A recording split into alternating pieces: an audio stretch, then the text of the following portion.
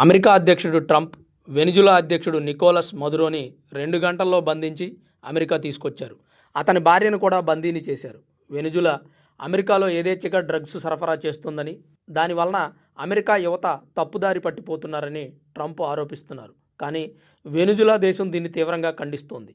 మా దేశంలో ఉన్నటువంటి చమురు నిక్షేపాలు, బంగారు నిక్షేపాలు, ఖనిజ వనరులపై ట్రంప్ కన్నేశాడని, సొంతం చేసుకోవాలని ప్రయత్నిస్తున్నాడని వెనిజులా పేర్కొంటుంది. మరోవైపు వెనిజులా దేశంలోని ప్రతిపక్ష నేత అయిన మరియా కరీనా మచోడా ఈ మధ్యనే నోబెల్ బహుమతి కూడా పొందారు.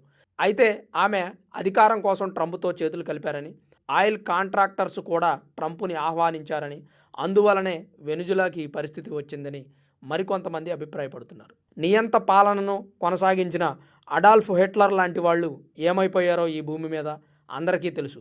ప్రస్తుతం ట్రంప్ కూడా నియంత పాలనను కొనసాగిస్తున్నారని, సామ్రాజ్యవాదాన్ని అనుసరిస్తున్నారని ట్రంప్ ధోరణిని అందరూ వ్యతిరేకిస్తున్నారు.